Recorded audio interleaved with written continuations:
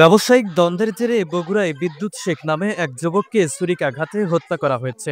শুক্রবার বিকেলে শহরের কাটনারপাড়া ঈদগাহ মাঠ সংলগ্ন সেবা পল্লী ক্লিনিকের সামনে এ ঘটনা ঘটে। নিহত যুবক বগুড়া শহরের বৃন্দাবন দক্ষিণপাড়া এলাকার দুলাল শেখের ছেলে। পুলিশ জানায় বিদ্যুৎ শেখ ও তার বন্ধু রনি একসাথে চলাফেরা করত। সম্প্রতি তাদের মধ্যে ব্যবসায়িক বিরোধ দেখা দেয়। এর জেরে বিদ্যুৎ শেখকে ছুরিকাঘাত করে পালিয়ে যায় তার বন্ধু রনি। স্থানীয়রা গুরুতর আহত অবস্থায় তাকে উদ্ধার করে শহীদ জিয়াউর রহমান মেডিকেল কলেজ হাসপাতালে নিলে কর্তব্যরত চিকিৎসক তাকে মৃত ঘোষণা করেন। নামাজ পড়ে এসে বলছে, মা ভাত দাও। ভাত খাইলো, খাইতে খাইতে আবার ফোন দিছে। যে ফোন পেয়ে ভাত খেয়ে চলে গেল। 1 ঘন্টা পর কেমন এসে করছে, চাকু মারছে, মেডিকেল নিয়ে গেছে, তাড়াতাড়ি যাও তোমরা। এসে দেখে ভাড়া গেছে, ভাড়া করছে। আমি বিচার চাই, আমার মুখ কালি মেরে দিল। এটাতে কিছু করায়নি, আমার মুখ কালি করে দিচ্ছে। ফাঁসি চাই,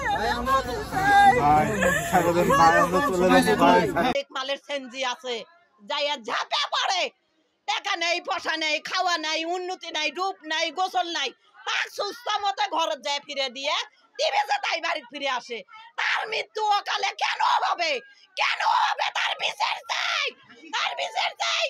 কারাদণ্ডের বদলে কারাদণ্ড, ফাঁসির বদলে ফাঁসি চাই আমরা। এ বিষয়ে বগুড়া সদর থানার অফিসার ইনচার্জ হাসান বশির বলেন, বিদ্যুৎ শেখকে ছুরিকাঘাত করে পালিয়ে যায় তার বন্ধু রনি। নিহত বিদ্যুৎ শেখ ও অভিযুক্ত রনির বিরুদ্ধে থানায় মাদক হত্যাসহ একাধিক মামলা রয়েছে।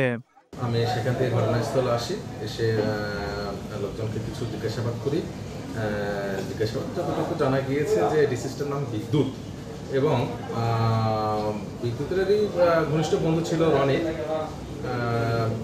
তাকে স্টেপ করার পিছনে রনি রয়েছে, রনি সহ আরও ছিল আর কি, রনির ছেলে ছিল এবং আরও কেউ থাকতে পারে। আমরা এখনও ডিটেলসটা ওইভাবে পাই নাই। এজাহার পেলে আমরা আরও ডিটেলস তথ্য পাবো এবং আপনাদেরকে জানাবো।